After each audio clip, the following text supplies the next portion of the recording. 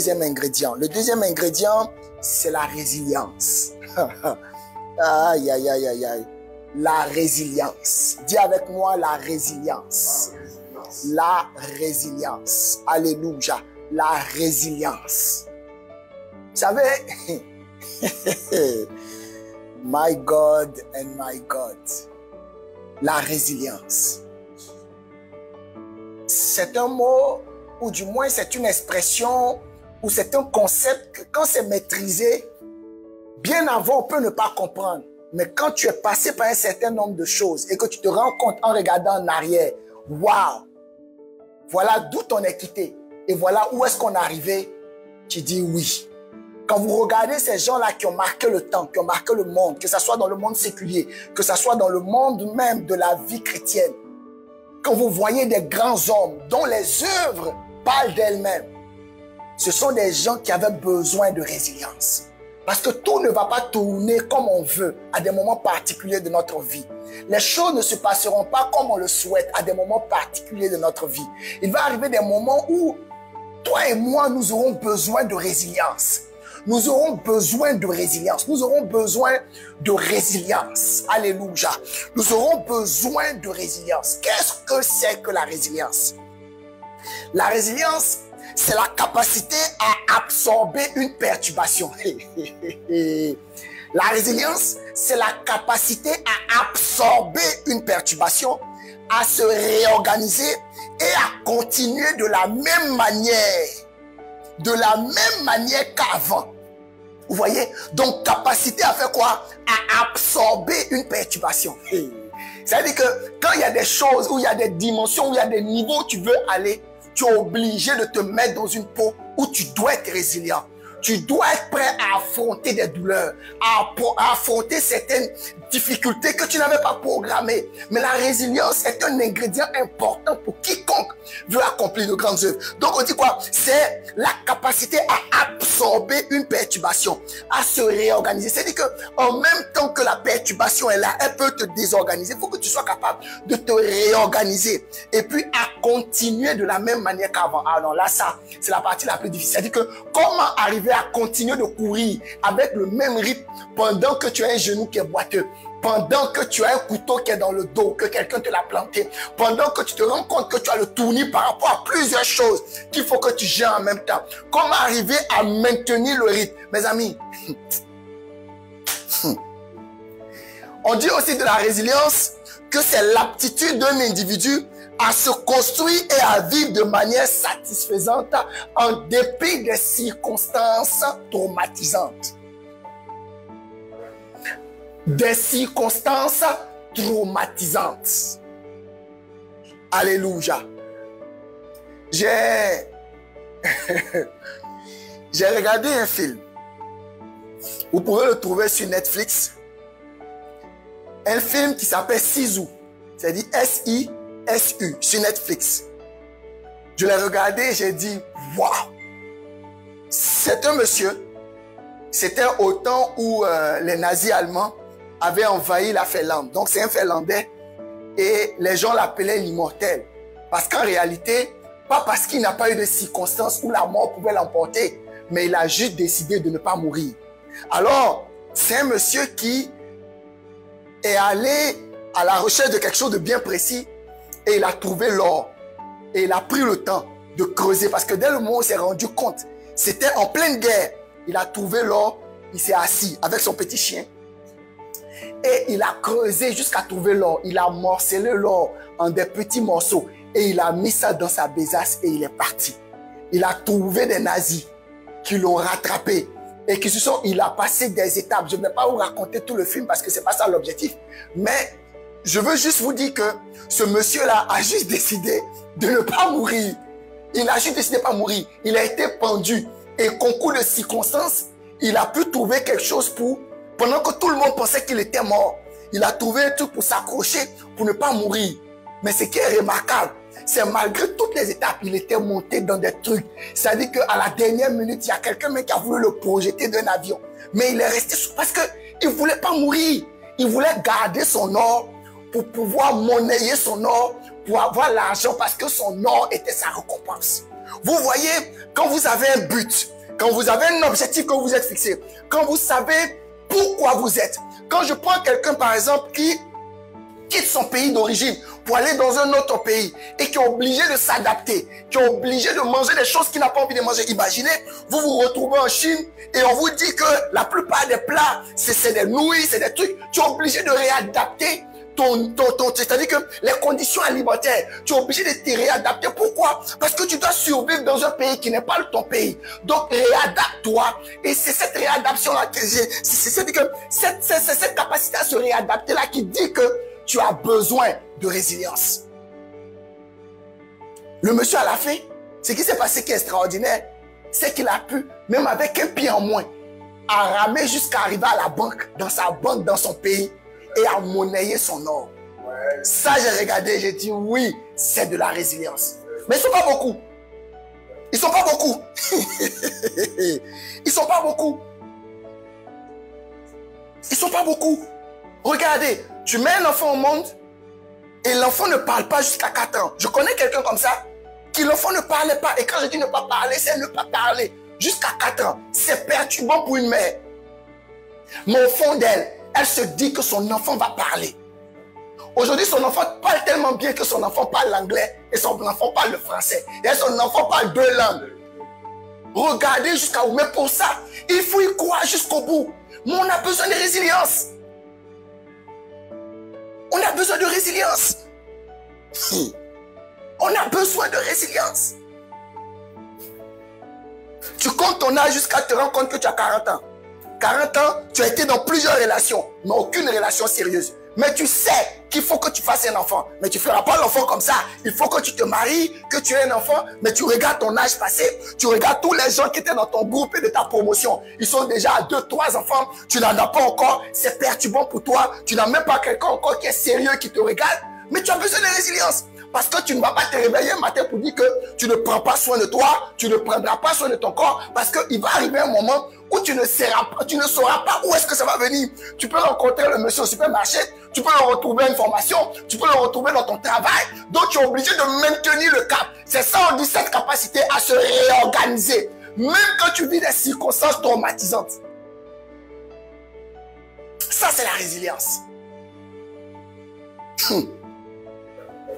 Ça, c'est la résilience.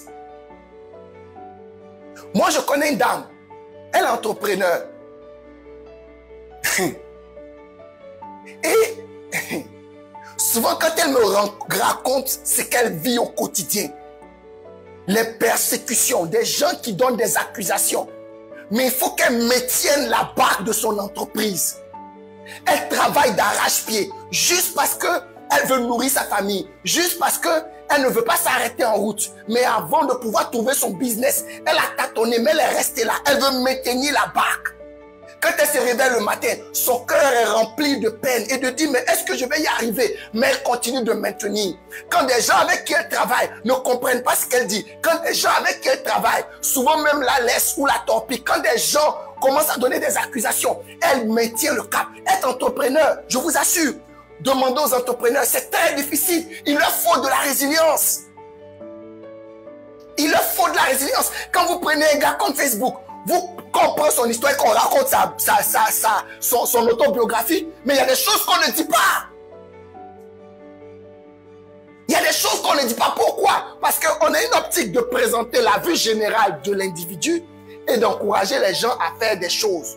Mais il y a des choses dedans qu'on ne dit pas. Il est arrivé des moments où il a eu des temps troubles à se demander est-ce que ce projet-là va tenir. Et tous les entrepreneurs connaissent ce carrefour-là. Mais ce qui diffère un entrepreneur d'un autre entrepreneur, c'est cette capacité à quitter ce carrefour-là, continuer à avancer. Ça, c'est la résilience. Ça, c'est la résilience. Ça, c'est la résilience.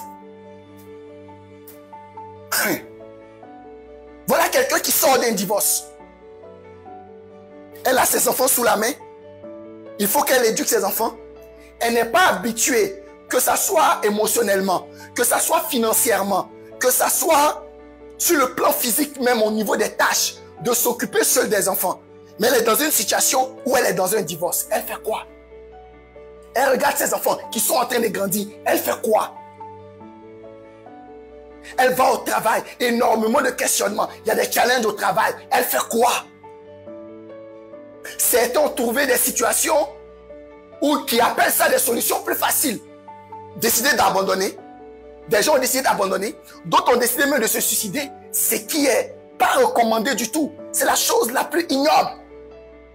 Mais des gens l'ont fait parce qu'ils n'ont pas eu cette force à l'intérieur là, de passer de l'autre côté, de pouvoir dépasser le cap. C'est la raison pour laquelle, quand vous voyez quelqu'un être encore vivant, malgré les difficultés qu'il vit, vous devez applaudir. Parce que c'est quelqu'un qui connaît la résilience. Quand vous voyez quelqu'un qui persécute, continue de marcher, même l'attend. Parce que souvent, quand vous voyez des gens dans la rue, vous ne les voyez pas aller seuls là. Vous ne connaissez pas leur problème. Vous ne connaissez pas leur problème. Tu ne le vois pas aller seul. Tu ne sais pas ce qu'il vit. C'est-à-dire qu'il est facile pour quelqu'un de pouvoir critiquer quelqu'un. Mais quand vous voyez quelqu'un poser un acte, aussi difficile que puisse être l'acte peut être interprétable ou pas, mais attention. Attention. Il faut avoir toutes les clés en main avant de pouvoir se prononcer sur la vie de quelqu'un. La résilience. La résilience. Regardez tous les athlètes que vous voyez là, qui aujourd'hui, on les prend comme des références. Demandez-leur. Eux tous ont connu des temps de moins bien, mais on dit, j'ai un but, je dois le faire, soit pour ma famille, soit pour que mon nom devienne une icône. Et ils ont continué d'avancer malgré les perturbations. C'est ça la résilience. Il y a certains qui ont trouvé des chemins plus faciles. D'autres se mettent à manger quand ils sont stressés. Ils décident de ne plus faire le pas de manger. Tu as décidé de faire du sport. Mais quand on fait le sport là, il va arriver des moments où tu vas voir tes nerfs s'étirer. Tu vas voir tes muscles s'étirer. Ça va faire mal. Mais le lendemain, tu dois continuer. Parce que si c'est parce que tu as mal que tu arrêtes, c'est fini. Si c'est parce qu'un individu t'a fait mal, que tu décides de ne plus avoir confiance en un homme, c'est compliqué. On vit dans un monde où tu es obligé de composer avec les hommes. Sinon ta bénédiction là, quand Dieu te bénit là, ça ne vient pas directement descendre dans ta maison. Ça va passer par quelqu'un. Mais cette personne là, si tu n'as pas pu l'identifier, tu fais comment? Est-ce que parce que quelqu'un t'a trahi une fois, deux fois, alors tu croises les bras? Non, ça ne marche pas comme ça. Tu dois continuer d'avancer. Sois prudent, ce qui est recommandé, mais tu dois avoir confiance aux gens. Tu es entrepreneur, tu travailles avec des gens, tu ne leur fais pas confiance. Comment ils vont faire avancer ton business si tu ne leur fais pas confiance? C'est parce que quelqu'un t'a trahi une fois que tu ne le fais plus. C'est ça la résilience. Et tous ceux qui réussissent aujourd'hui, quand vous voyez nos pères qui ont bâti, qui ont construit aujourd'hui, là, qu'on prend comme référence, comme modèle, mais c'est déjà arrivé un moment de leur vie, que ça soit dans leur vie personnelle, dans leur vie familiale, dans leur vie émotionnelle, dans leur vie spirituelle, que ça soit même dans leur vie financière, il est arrivé des moments de trouble là où ils se posaient des questions. Quand vous prenez un gars comme Moïse, il arrive un moment où il était à deux doigts d'être pharaon. Et c'est en ce moment-là qu'il commence à avoir une crise identitaire. Qui suis-je? Suis-je un Égyptien ou suis-je un Israélite? Qui suis-je? Il y a une partie de lui qui dit que tu es Égyptien. Il y a une partie de lui qui dit non, tu es Israélite. Alors dans cette crise identitaire, pour que Dieu arrive à répondre à ça, il y a un mouvement qui se crée, Dieu l'envoie dans le désert. Mais imaginez quel est le contraste de cette vie-là. Quelqu'un qui est assis dans un palais, qui mange à sa faim, qui est honoré, qui est le fils du roi, qui est à quelques doigts de devenir pharaon. Il avait accès à tout, l'éducation, tout. Il n'avait pas besoin d'argent. Sa vie était une vie comblée, comme on peut le dire. Mais Dieu décide de l'envoyer au désert. Parce que Dieu avait un plan pour sa vie. Et il part au désert, il fait 40 ans. Il se dit qu'on parle de 40 ans, c'est pas 40 jours. Quand quelqu'un a 40 ans, il a passé des étapes de sa vie. 40 ans, c'est pas 40 jours. Il passe 40 ans. Et quand il part dans le désert, il a 40 ans. Il n'a pas 10 ans. Pour dire que non, il peut se réadapter, il est obligé de prendre sur lui. Parce qu'il y a des choses pour lesquelles ça ne vient pas naturellement. Il est obligé de prendre sur lui. À 10 ans, il y a cette naïveté-là. À 40 ans, tu commences à réfléchir. Des questions, tu te les poses. Est-ce que ça en vaut la peine? Ce que je suis en train de faire là, est-ce que ça en vaut la peine? Mais pourquoi prendre un tel risque? À 40 ans, tu réfléchis autrement. Ça veut dire qu'il y a des choses qui ne sont plus automatiques. Tu es obligé de te développer en t'efforçant. 40 ans, il n'a plus les fraises qu'il veut manger. Il n'a plus le raisin qu'il veut manger. Il est obligé de s'exposer au soleil. Le soleil n'y est pas habitué. Le soleil le tonne, le soleil lui fait mal. Mais il reste dedans. Pourquoi? Pour une mission dont tu ne connais ni les tenants ni les aboutissants. Regardez. Regardez la vie de cet homme-là. Regardez. Mais il reste dans le désert. Maintenant, il s'alimente avec des herbes. Il boit de l'eau des rochers, des puits. Pendant qu'on tamisait l'eau, on lui donnait de l'eau de source pure. On nettoyait ça. Et il y avait des spécialistes qui travaillaient l'eau pour lui donner. Et quand on lui donne l'eau là, c'est un serviteur qui vient comme ça, qui se met à genoux et qui lui tend ça. Maintenant, c'est lui maintenant qui va chercher l'eau, qui s'abaisse et qui boit. Ça là. Il quitte une vie A pour aller à une vie B. Mais malgré cette vie B là, il reste là, il connaît l'Éternel et il reste focus sur sa mission. Malgré tout ça, il pouvait avoir un cœur où il va dire qu'il est aigri, il ne comprend pas. Dieu l'envoie vers un peuple qui passe tout son temps à se plaindre. C'est facile de parler de Moïse pour dire non, Moïse n'a pas fait ça, Moïse n'a pas fait ça. Mais je vous assure, dans notre propre maison, on est 3-4 personnes. Quand tous les enfants commencent à parler net, on commence à paniquer, on commence à crier. Lui, il a 1 million de personnes. Des gens des plus âgés aux plus âgés. C'est-à-dire qu'au moins âgés, et tout le monde parle en même temps. On veut de l'eau, on veut de l'eau. Mon enfant est en train de mourir. Et Moïse, ils sont combien à tenir comme ça? Quand vous voyez le leadership de Moïse, vous vous rendez compte, il est là, il fait tout pour un peuple. Il part sur la montagne, il revient, il faut un veau d'or. Regardez ce qui pourrait être son émotion. A dit que je me prends 40 jours, 40 nuits. Je laisse ma famille. Je monte sur une montagne pour parler à Dieu qui me donne des instructions pour vous. Tout ce qu'on fait pendant les 40 jours, vous n'êtes même pas capable d'attendre. Vous, je viens et vous remplacez le Dieu là. C'est n'importe quoi. Il pouvait dire j'arrête ma mission. On va tout dire pour dire ouais, il ne devait pas faire ceci. C'est facile de dire il n'aurait pas dû faire ceci. Mais quand vous êtes dans le temps présent, il faut faire un choix. Le choix peut être mauvais, mais c'est ça être résilient. Préfère le choix d'avancer, même quand les choses deviennent lourdes. Même quand tu vois que tes charges sont encore plus lourdes, tu ne comprends plus rien. Tu n'arrives même pas à faire des choses élémentaires. Tu n'arrives même pas à faire des calculs dans tes propres finances. Tu ne comprends pas des conseils que tu peux donner à quelqu'un. Tu ne peux plus te les donner parce qu'il s'agit de toi. Quand ces situations-là arrivent, comment continuer à mettre le pas, un autre pas? Souvent même dans l'œuvre de Dieu, tu te rends compte que les choses ne vont pas comme tu veux. Mais arrivé à un moment là, tu te dis, mais Seigneur, est-ce que ça vaut la peine? Dans quoi tu m'as envoyé? Et le Seigneur maintenant va te rappeler que non, ce n'est pas ton œuvre. C'est son œuvre à lui. C'est lui qui nous a appelés. Il faut de la résilience. Tu veux réussir ta vie? Il te faut de la résilience. Il te faut de la résilience. Il te faut de la résilience. Et regarde comment tu réadaptes ta vie. Obligé de manger des choses que tu n'avais pas envie de manger parce que les circonstances s'imposent. C'est pointant. C'est pointant. Les circonstances s'imposent. Les amis, tu veux réussir ta vie, tu es obligé d'être résilient. Tu es obligé. Tu es obligé d'être résilient. Ils sont combien à le faire? On appelle tous les frères de David.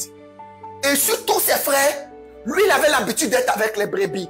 On l'appelle et c'est lui qu'on oint. Et quand on finit de le oindre, tous ses frères ont commencé à se moquer de lui. Ok, le nouveau roi, le nouveau roi. Mais vous savez ce qui se passe le lendemain? Le lendemain, à la même heure, il est à son même poste avec les moutons. Pendant qu'il a reçu l'huile qu'il a reçue pour devenir roi. Il ne sait même pas comment ça va se passer. À quel moment ça va se passer? Quel est le bascule qui va se faire? Qu'est-ce qui va se passer? Est-ce qu'ils vont faire une grande réunion, le peuple? Parce que le même roi est là, il est vivant. Saül est là. Saül est vivant. Saül est toujours roi. Et tout le monde le reconnaît comme étant roi. La cérémonie qu'on a fait chez les Isaïe, c'était seulement la famille d'Isaïe qui savait que le nouveau roi allait sortir d'ici. Les autres ne savaient pas. Tout le monde, même dans le palais, ils avaient toujours un roi. Maintenant, comment se fait-il que tu es roi et tu es tout en train de respirer encore l'odeur des brebis, l'odeur des moutons, l'odeur des urines? Pendant que, mais imaginez sa journée là, Imaginez qu'on l'a consacré dimanche.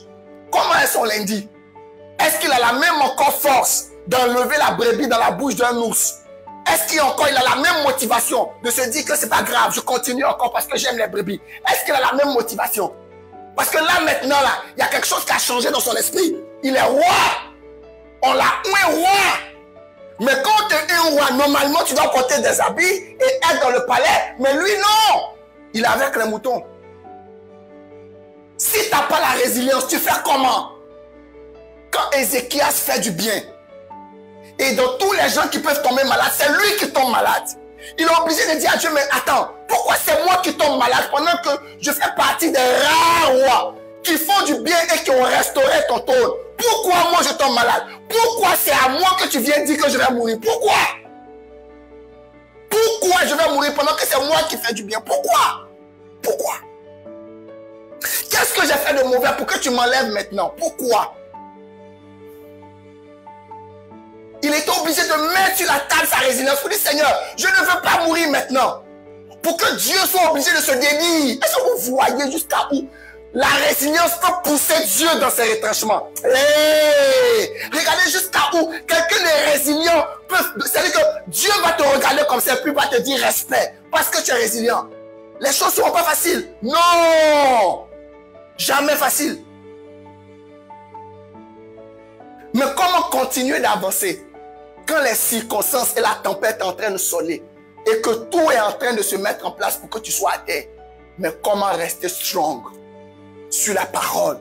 Rester strong sur la fidélité de Dieu. Rester strong sur l'amour de Dieu. Rester strong, rester solide sur les promesses de l'Éternel. Comment rester là?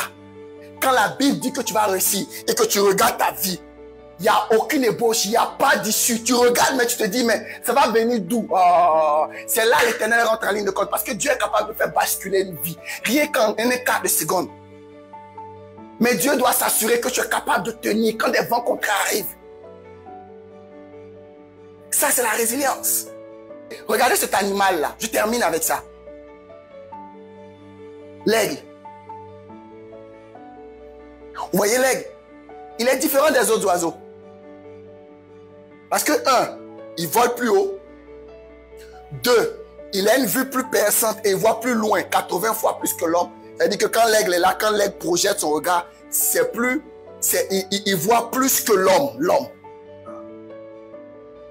Son vol perçant là, c'est dû à ses ailes déployées. Mais l'aigle là, il prend sur lui de renouveler ses ailes. Quand il se rend compte que ses ailes ne peuvent plus lui permettre d'avoir un vol haut pour se distinguer des autres animaux, pour ne pas qu'on le tue comme ça. C'est rare les gens qui tuent les aigles. Parce que les aigles sont toujours dans les hauteurs. Mais pour demeurer dans les hauteurs, il faut que tu aies des ailes qui sont renouvelées. Mais pour que l'aigle renouvelle ses ailes, il prend un temps. Il va du plus haut au sommet. Il trouve un rocher. Et lui-même, il prend chaque aile et il frotte ça au rocher. Il s'enlève chaque aile. Entre les aigles d'un oiseau ou d'un animal de ce type-là sont là aussi pour le protéger du vent. Donc imaginez le vent qui tape l'aigle. Mais il décide de rester là pour que le vent le tape. Afin que un nouveau plumage sorte pour qu'il ait... Quand vous voyez un animal qui se comporte comme ça, un animal sans intelligence, qui sait qu'arrivé un moment, il doit renouveler son plumage parce qu'il doit rester toujours au sommet. Regardez, un animal ainsi applique une telle résilience. Et nous? Et nous? Tu me suis en ligne ce soir, tu n'as pas le droit d'abandonner. Tu n'as pas le droit d'abandonner. C'est à toi que je parle, tu n'as pas le droit d'abandonner. La résilience, tu dois être résilient. Sois-le pour tes enfants. Sois-le pour ta famille. Sois-le pour toi-même. Tu commences une chose, tu ne termines pas. Parce que tu n'aimes pas la difficulté. Mais je vais te dire, il n'y a aucune vie qui est linéaire. Même la vie de notre Seigneur. Il est arrivé un moment où il était à Gethsémane. Mais Gethsémane, mes amis, que vous le vouliez ou non, c'était un pressoir. Il avait une telle pression. Jusqu'à ce qu'il demande à Dieu, est-ce que tu peux m'enlever ça? Tu peux pas, est-ce que tu peux pas? Dieu lui dit non. Il dit non, pas ma volonté, mais la tienne. Tu dois être résilient. Il y a quelque chose que tu sais faire, sois résilient. Parce que le monde ne te fera pas de cadeaux. Je te le dis, le monde ne te fera pas de cadeaux. Tu vas voir que tu vas recevoir une flèche de tes propres frères. Tu vas recevoir une flèche des gens de ta famille. Tu vas recevoir une flèche dans la même entreprise où tu donnes ton meilleur, où tu te lèves le matin, tu reviens le soir. Les gens vont te laisser quand tu vas commettre une seule petite erreur. Tu as besoin d'être résilient. Tu as besoin d'être résilient. Comment se fait-il que deux personnes ont le cancer? Un guérit, l'autre ne guérit pas. Le problème n'est pas les médicaments ou la chimio, ça n'a rien à voir. L'état d'esprit, le mental. La personne qui guérit se dit que je ne peux pas laisser le cancer me ronger. Je ne peux pas laisser le cancer me tuer. Le sida a tué des gens dans ce monde-là. Mais il y a des gens où je vous parle actuellement qui sont séropositifs et qui continuent de vivre. Donc quand tu te retrouves dans un état malade, comment vous pouvez voir quelqu'un qui est malade 38 ans? Pendant les 38 ans là, la maladie là pouvait le tuer. Mais 38 ans, il reste là parce qu'il savait au fond de lui, je dois me maintenir parce que ma vie va tourner. Pendant 38 ans, il est malade, il ne meurt pas, il est là. Toi, cette maladie n'a duré que 2 mois. Tu commences à paniquer. Tu refuses de prier. Le désespoir commence à rentrer dans tous tes pores. Tu commences à ne serait-ce que respirer la mort. Quand tu sors même, ta manière de t'habiller change. Pourquoi? Parce que tu es découragé pour une maladie. Le gars, il est malade 38 ans. 38 ans, il est malade. Mais il s'est dit que ça va passer. Tu veux réussir? La résilience n'est pas négociable. C'est un ingrédient prépondérant pour ceux qui veulent accomplir de grandes œuvres. Vous savez, il y a des choses pour lesquelles c'est plus facile d'en parler quand tu les as vécues. Moi, je suis arrivé dans ce pays ici, là, au Canada, ici, là. Il y a des choses que tu entends. Mais quand tu les vis, ça n'a absolument rien à voir. C'est le nord et le sud. Donc, les histoires où les gens disent, non, au Canada, il y a ceci. Il y a une expérience, quand tu ne l'as pas vécue, tu ne peux pas parler. Tu ne peux pas parler. Tu ne peux pas. J'ai dit, il faut vivre ça pour comprendre. Tu ne peux pas. Il y a plusieurs aujourd'hui qui ont quitté leur état de confort pour être dans des positions inconfortables. Et ils sont restés solides parce que résilients ils sont.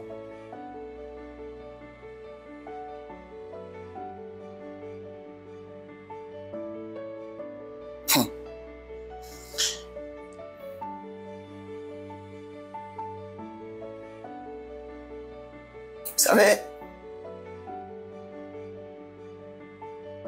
c'est facile d'abandonner. Abandonner, c'est facile. C'est facile. Oh non, c'est facile. On n'a même pas besoin d'un diplôme pour abandonner. Et quand vous regardez la vie là, il n'y a personne qu'on a récompensé parce qu'il a abandonné. Il n'y en a pas. Il n'y a pas quelqu'un qui a été récompensé parce qu'on a dit, ouais, c'est le meilleur abandonneur. Lui là, c'est un abandonneur professionnel. Quand quelqu'un prend la fuite, on ne l'abandonne même pas. Regardez, des gens vont en espionnage. On donne leur nom. Ils vont. Quand ils reviennent, 10 donnent un rapport. 2 autres donnent un rapport. Tout le reste de l'histoire là est resté sur les 2 qui ont donné un rapport ou du moins on ne va pas abandonner. Les autres là, qui se souviennent de leur nom? On ne se souvient pas d'eux. Parce qu'ils ont dit non, allons dans la facilité, allons dans les choses plus faciles. On ne se souvient pas d'eux. Mais ceux-là,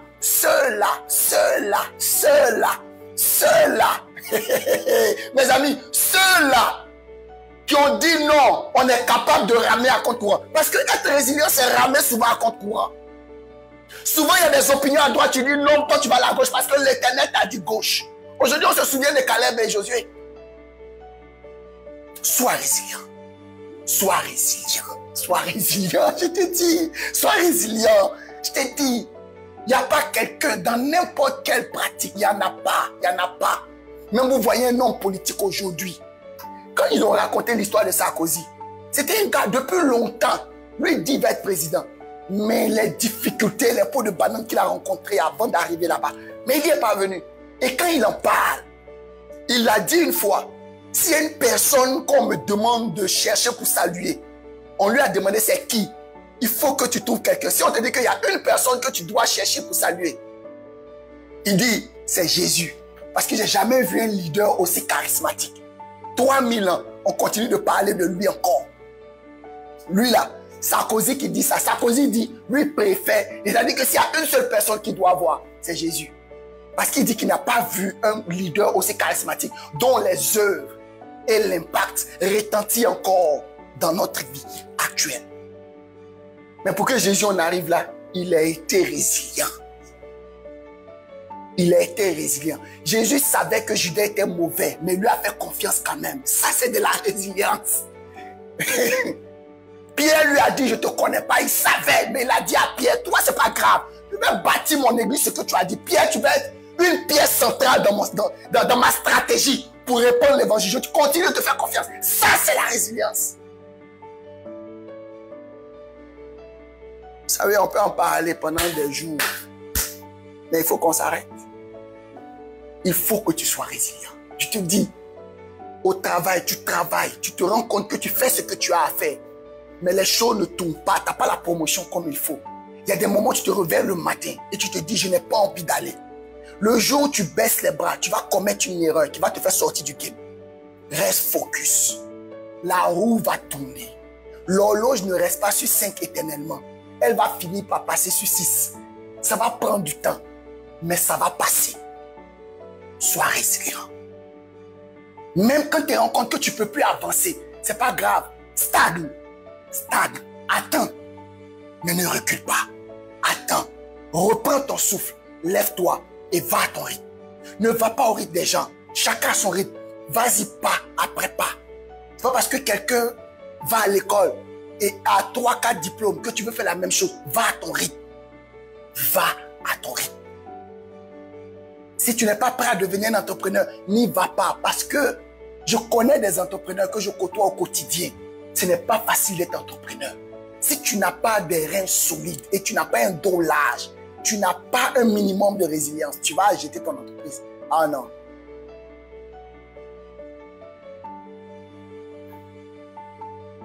Je ne sais pas à qui j'ai parlé ce soir. Mais si c'est à toi que j'ai parlé, comprends que tu ne peux pas abandonner là. Tout le trajet que tu as fait jusqu'à là maintenant, tu ne peux pas décider de retourner. Ce n'est pas possible. Ce n'est pas possible.